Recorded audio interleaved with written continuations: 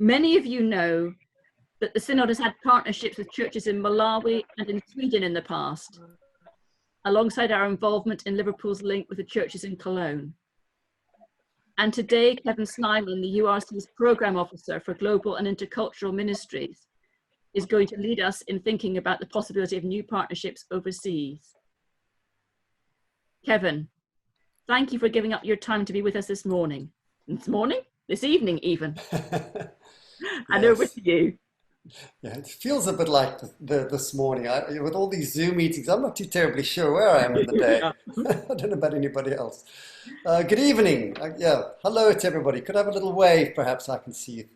It's really lovely to be here on possibly the friendliest synod in the URC, but I suppose that's open to some debate. Wonderful to be here, and I've been asked specifically to talk about some of the principles of partnership and kind of why we would want to go into them. What is some of the theology behind that? What are some of the things we need to be thinking about when choosing a partner? How will that look like in the new normal, perhaps in the new reality? Lots of questions, and I'm really going to invite you to think about these in small groups a little bit later on when we get there. Your facilitators might have explained that there are 3 questions that you're going to be looking at in 2 sessions, but we'll get there in a moment. I am going to share my screen now, and hopefully you should be able to see that. Yep, is that up okay? There we go, super, thank you, Jackie. So kind of, let me locate myself before we start. That's me. I was born in Namibia, actually, to an Afrikaans family in the main, and that's the surname. It's actually translates into, not directly, but it translates into tailor. Effectively, that's the Afrikaans word for a tailor. So I'm Kevin Taylor, if you like. And some of my interests are theology. I'm interested in transpersonal spirituality and psychology. Particularly in social and economic justice. That won't come as any surprise. So I really loved that prayer in the beginning from Jacob. Thank you so much, Jackie. I'm interested in filmmaking, and I'm getting better at that all the time, hopefully. I enjoy riding my motorcycle with my wife as pillion, and I follow something called the Banting diet, which is high fats and some protein and very restricted carbohydrates. So more about that. So I suppose, let me just begin by asking you, you don't have to, I want you just to think about this. We're not going to share this in a group, but for you personally, what is the best thing about the Mersey Synod? What is the best thing? You're there and you're obviously committed to it. So why is that? What do you love about that? And then again, just a question, what could or what should perhaps a Synod Global Partnership mean for you personally and perhaps for your congregation? What might that mean? If you had a global partnership through the Synod, what might that mean for you personally and for your congregation? Okay, let me kind of ask some questions. I must say, I saw this movie when I was in high school, and I'm sure I fell in love with Olivia Hussey from there. So that's why I've chosen the picture. So what makes a good partnership, particularly a good global partnership? Why do some partnerships work? I mean, why does that partnership, I think that partnership works really well. So why do we think that is? And, well, I'm not too sure if we think that partnership worked, but it was a partnership. And possibly my favorite is Boris being Romeo to Donald Trump's Juliet. Not too sure if we can call that a good partnership, but it is a partnership. So, I suppose the URC has always kind of valued its relationship with its partner communities and churches across the world. And I suppose as a denomination, we kind of like to think of a partnership beginning with God's vision for a global community. I mean, that's always been at the heart of our faith, hasn't it? And partnership being a tangible expression of a God who breaks into this world and into the lives and into the struggles of people. That's kind of a theology of incarnation, isn't it? And our partnerships are rooted, I think, in God's desire for all people to be free from bondage and injustice. That's kind of the mission, isn't it? So God calls the whole church into a journey towards ever deepening, I'm going to use the word partnerships, we can say relationships. And to coin the phrase, we are walking in the way of Jesus in generosity and in grace. So partnership invites us, I think, to experience our interdependence and to exercise mutuality. So, in other words, it's a gift that we give to one another in sharing of our time and talents and love and our resources. Partnership, I think, offers us an opportunity to live out our calling as the body of Christ in the world. And we do so in joy, peace, love, hope, and in a genuine hope for the transformation of a broken world. And so before we think about some of the principles that underlie the partnerships, we may want to examine how the idea of forming partnerships came about in the first place. So let's think about that for a minute. So I'm locating partnerships more broadly. From its inception, the URC worked to uphold God's mission of wholeness of life for all creation in our basis of union, which states this: the Church is Catholic or universal because Christ calls into it all people. So that's the basis of our thinking around partnership. And we want to develop the habit of working in partnership. And this, I think, has always been a vital part of our witness to God's mission. Now, have a look at that picture. What does that tell you about that generation's understanding of mission? And I think it's true to say that even our antecedent denominations, they had varying understanding of what it means to be involved in God's mission. And I'm not too sure that we would imagine our mission to be that anymore, that's portrayed in that picture. But I do think it's fair to say that since 1972, the United Reformed Church has used the term partnership to best describe mission as mission with, rather than a previous assumption of mission to. And so in the 1980s, we can see from the picture, the CWM has affirmed justice as being at the heart of God's mission.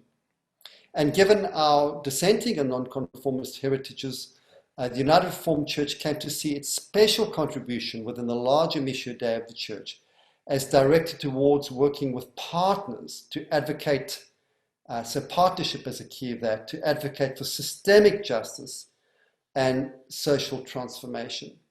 And so over the years, the United Reformed Church has increasingly emphasized the practice of partnership as we continue to deepen our understanding and practice of values, these values of mutuality, reciprocity, trust, and transparency. So what we mean by mutuality is not only do we share in our experience and our knowledge, but we are also open to learn from the knowledge and the experience of our partners, wherever they may be. It could be the Global South, through our CWM links, or through the WCRC, or the World Council for Mission, the World Council of Churches. So the URC began to place a stronger emphasis on the receiving component of people-to-people exchanges. So we receive as much as we give. So partnerships then is not just an interaction between two groups of people. As good as that is, we love that aspect of it, but it's got to be more than that. Partnership is to recognize that Jesus comes and walks with us, loves us, confronts us, teaches us, and then stays and eats with us. Partnership is so much more than an individual edification that leads to a personal spiritual experience. This is important, of course that's important, but it's got to be more than that. And the principal characteristic is to open ourselves fully to the lived experience of impoverished people and marginalized people and vulnerable people wherever we may find them. And we tend to think of that in the global South, but actually we're seeing that more and more at home, as we saw in that Joint Public Issues team video. So from our partners, we all too often hear heart-rending narratives of misery and despair, of ever-deepening poverty. We are quite shocked at what we hear, particularly now in this time of COVID. And I am very sadly very sure that things are going to get significantly worse over the coming few months that or years that we are going into. And we also share in the stories of really what we can only describe as rapacious extraction of precious minerals, massive environmental destruction, and even the execution of climate activists. And we hear about violence against women and children, and many of them, some of them in slave labor, actually, we have to describe it as such. And the stories of cultural disintegration amongst First Nations, as well as among migrant and refugee communities.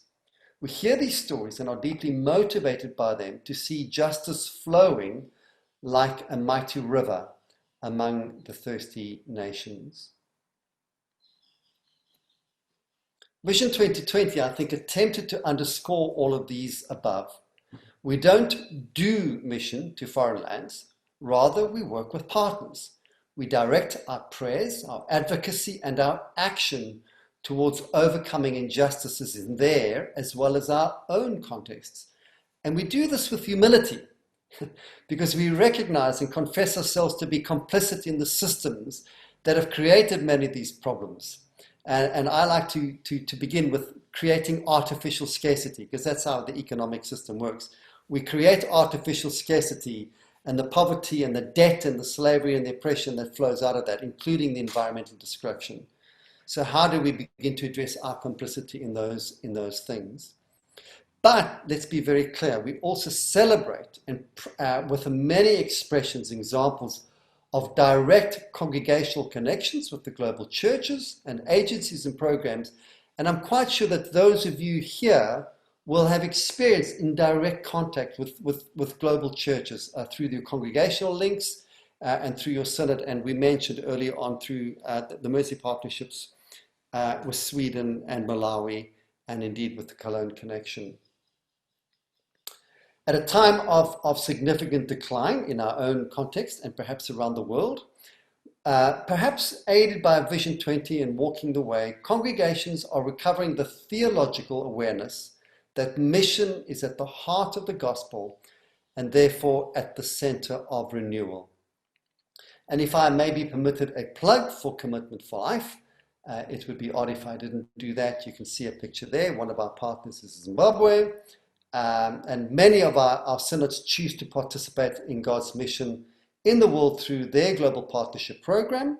And I can say that one synod in the United Reformed Church has chosen to match fund the congregational giving that we receive for Commitment for Life. They match fund their congregations giving to Commitment for Life through their one of their pots of money. It might be their mission fund or something like that, which we are genuinely pleased about. And do feel free to follow that example if you want to. So let's come to the Mersey Synod. Again, I've mentioned that I have some deep love for the Mersey Synod, and I've come along to share in the joys of the mission of that denomination, of that synod. So I suppose what I'm asking you to do this evening is to do a work of discernment. And the way we discern is we listen for the voice of the Holy Spirit talking to us as we share in partnership. And I want you to think about some questions. And the first one before we go into the breakout room is this one over here. What in the history of the Mersey region could potentially form a basis of relationship with an international partner, region, and church? I'll read that again. What in the history of the Mersey region could potentially form a basis of a relationship with an international partner, region, and church? And Stephen is going to be putting you into your breakout rooms. And Stephen, just where are you? I can't see you on the picture. I can't see you. Oh, there you are. Could you let me know, Stephen, if 10 minutes is right? Is that what you've got it down for? Okay, so you're off now, and we will see you then in 10 minutes. And you're going to come back and share with us some of your thoughts. Okay, excellent. Thank you so much for that. I hope that you managed to get some good conversations in. We'll start with number 4. So the facilitator for group 4. Do you want to give us some feedback, please? Just unmute yourself. John's going to. Yeah, we talked about Liverpool in generally as being an area where there are a lot of foreigners, because there's been a lot of immigration from all around the world, as well as from all parts of the UK. We did talk briefly about the big involvement that Liverpool had with the slave trade. It's now, the Merseyside area is an area of severe industrial decline, whereas previously we had the cotton industry, we had steel, we had coal. The cotton trade, of course, had the links with the slave trade, which links again with the Caribbean. The Industrial Revolution brought a lot of development around the docks, where sugar, tea, coffee, etc. were imported, and that could form a potential fur trade link. Yep. We're not a big synod, and part of the synod is quite rural, and there would be different areas, you know, going away from the industrial side, a lot of farming, a lot of agriculture into Cheshire, and so on. Two extremes, big extremes, rich and poor. Some churches are in poor areas, some are in affluent areas. We mentioned the railways, the canals, the racial mix. Some areas are very mixed, some are 97% white British, so that there would be cultural differences, and perhaps doesn't make the area attractive. We then talked, it was mentioned about, we need to know our own identity and what has formed us. When we know that, we then know where we're going to develop a partnership, and we need to know our own story and how outsiders will see us.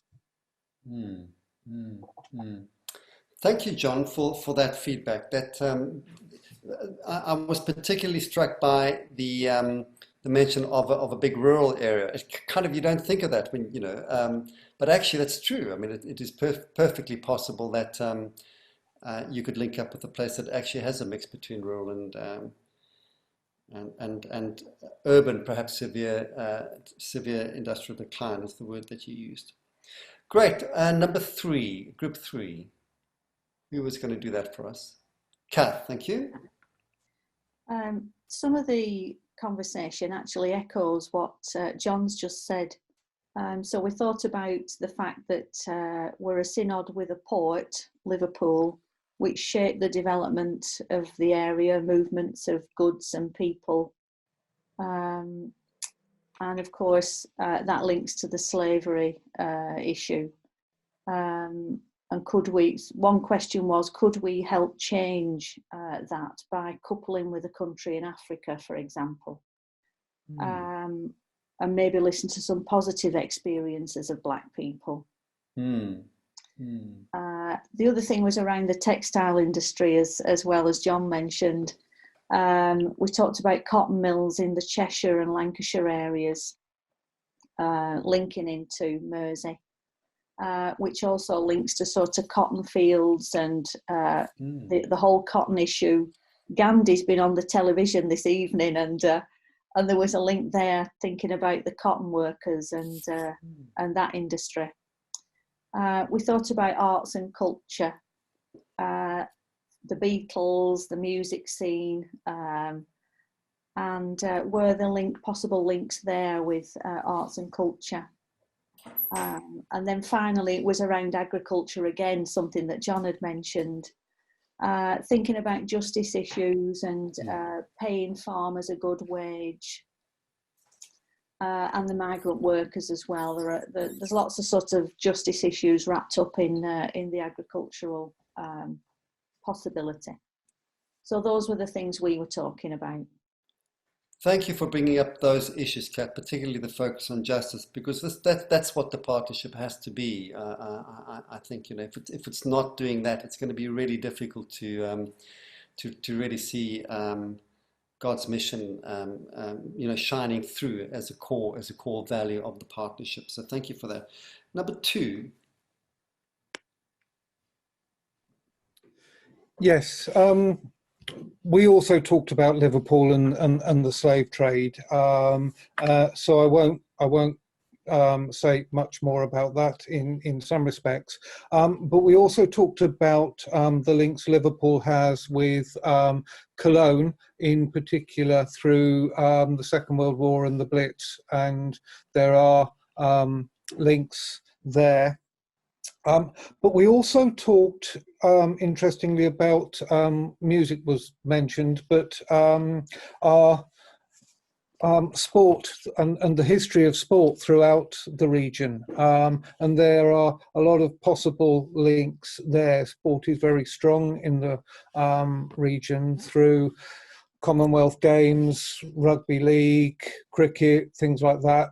Even football in cities like Liverpool. I can't think of anywhere else where there's football, but so there are a lot of links there, and it's a commonality with any area in the world in many respects, and maybe something that we could look at. So yeah. Brilliant, thank you, Murray. That's great. I don't know anywhere in the world that will not have a vast constituency that are Liverpool supporters. I was one growing up as a kid in far away South Africa, so Liverpool was the one that I supported. Anyway, number one. Yeah, I mean, to be quite honest, there's a lot of issues that have already been discussed that we actually discussed. Just some slight different issues. Yeah, I mean, like we was a reflection on obviously past industries in the area, that are different, like the salt heritage, chemical industries, and obviously the mills. One thing that was mentioned about the area, albeit not the richest of areas generally, was rich in, had been rich in resources and history. But good in terms of engagement in religion, I suppose, across denominations generally. It was also mentioned about it's like a hub for connections, about transportation in and out of goods, but also of people, and obviously that's the connection. We mentioned about the Caribbean and Africa and music as well. We also mentioned about we can't forget the likes of we've got Chester as well, and all the history that's within Chester, dating back to the Romans and that. So lots discussed, very, very similar to everybody else. Yeah. I mean, part of also, I mean, again, I'm speaking from my own observation. It would appear to me that London tends to kind of suck up all the resources in many ways. And I'm sorry if I'm speaking out of turn, but I wonder to what extent that might be something that could be held in common with another area that feels as though that all their natural resources are like whipped out of the ground and taken somewhere else, and they're just left with the environmental cleanup work to do, which I think may be something of an issue too. Okay, thank you very much for that. I think that, I must say, a lot of the issues I think that you've raised, would you say, Jackie, resonates with some of the points that were made the last time that we met to talk about this? Okay, I'm just going to share screen again so that we can look at the next two questions. Again, remembering that we're listening for the Holy Spirit speaking us through the conversations with us. That's the heart of discernment. Where are the gaps and the needs within the Mersey Synod that would benefit from a partner's experience and expertise? Remember, we place a big emphasis on the receiving component of a partnership. So kind of the way that I try to frame that is, what do we need that somebody else could really help us with, the gaps and the needs? And then maybe spend about 5 minutes on that, and then given the climate emergency and in addition to that, the current COVID crisis, how might the partnership actually work practically? And what I mean by that is very soon we're going to have a moratorium on flights. Yes, I know the government thinks that they're going to restart that industry, but generally we're going to have to completely rethink the way that we do these sorts of things. And it may mean that we're going to have to limit the kind of face-to-face meeting that we've got quite used to, but we know that we're going to a new normal. So what might that look like? You may want to spend a little bit of time talking about that.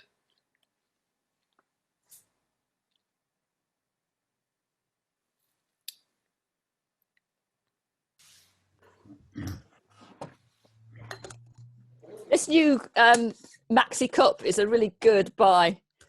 It's ceramic on the inside, so it feels like you're drinking from a mug, rather than a bit of plastic. What's it called? It's by Stanley. I got it in Go Outdoors.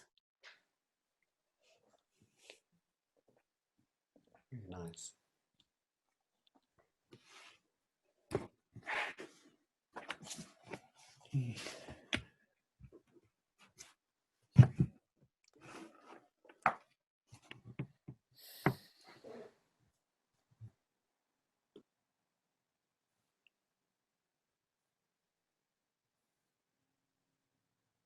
Oh, hello, it's the real Alison.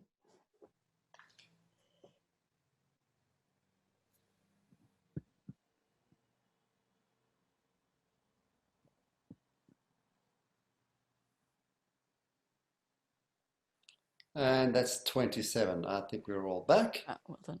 Thank you very much. Great. If you don't mind, we can just turn that around a little bit. And Julie, do you mind if we start with you, with group 4? Group 4. Group 1. Group 1. Group 1.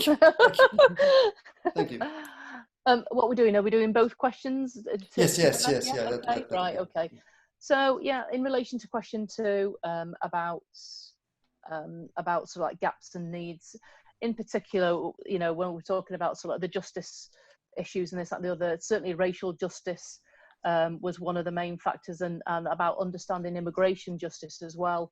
And in relation to the racial justice, it's actually, we'd mentioned previously, like last week, about the potential apology from the URC, but it's actually the meaning behind that, and obviously finding out the views of the victims of the families of the victims of slavery, and how they feel about that, and it's got to have some meanings and some substance behind it.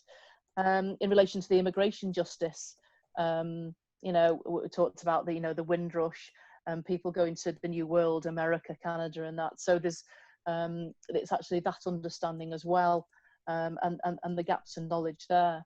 In relation to sort of how might it work in practice, certainly the feeling was that face-to-face meetings, without doubt, is beneficial.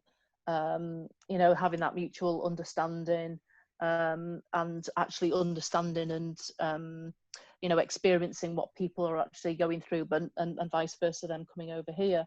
That said, it was discussed that why not make use of existing ecumenical partnerships. Certainly there are, I think, Mark, you mentioned about, I think in the Caribbean. It was also mentioned about, well, like if we could actually, we've got the links with Liverpool about having a mass URC cruise. I don't think that's very wise at the moment with COVID.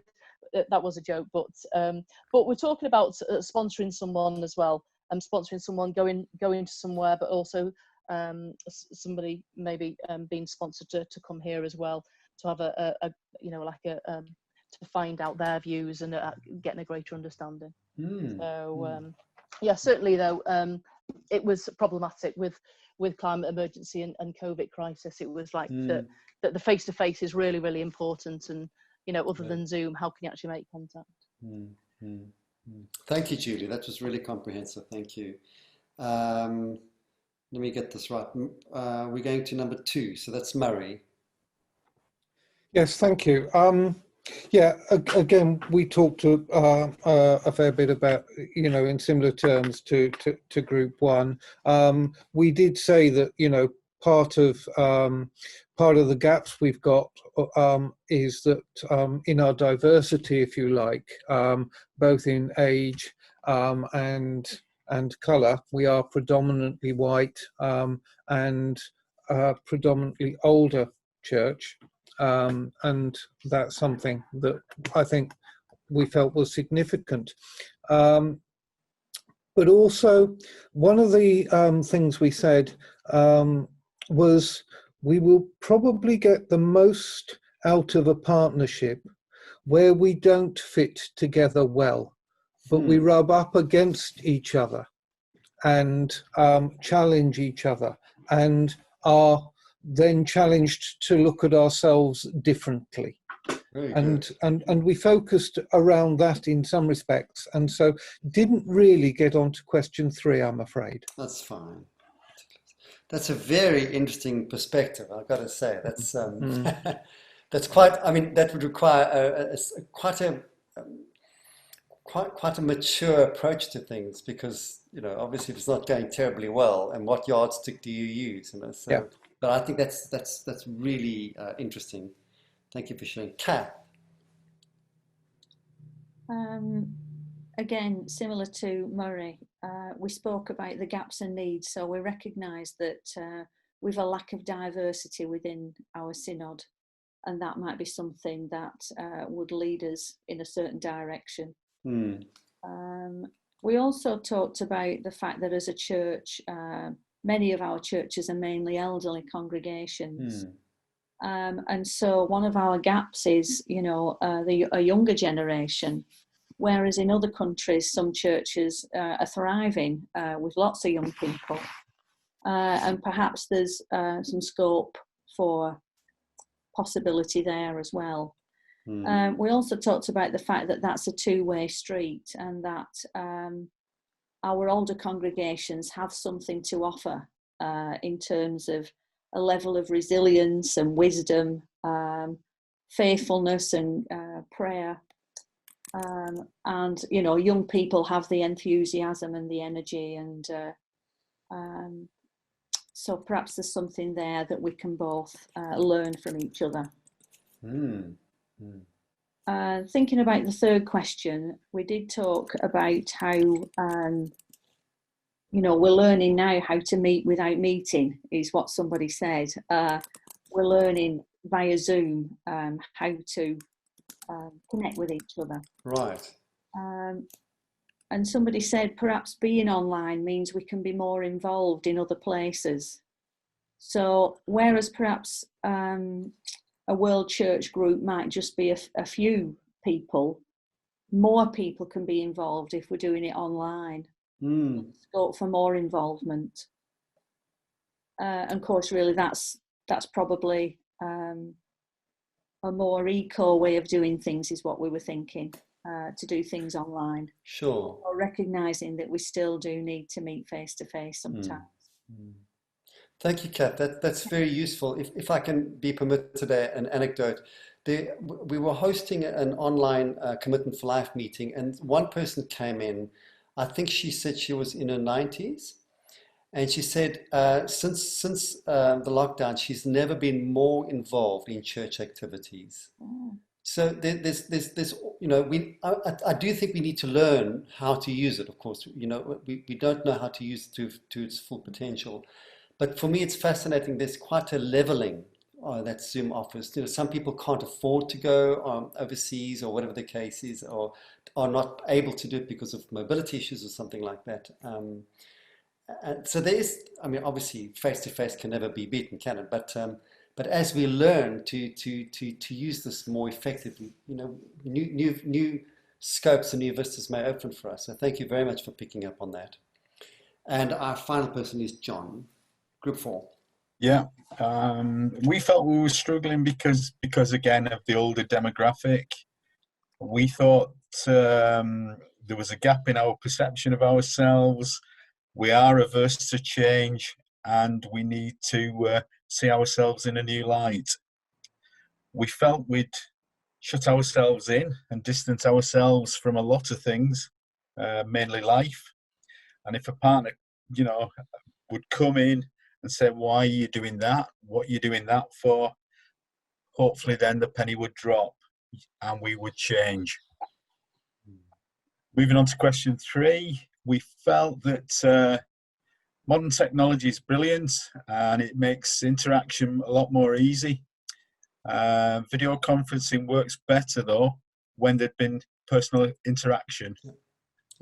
We need a good balance between personal interaction and the video links. It was felt that the partnership would be richer if there'd been some direct interaction, because it was felt that it's far easier to hide behind a camera, as it were.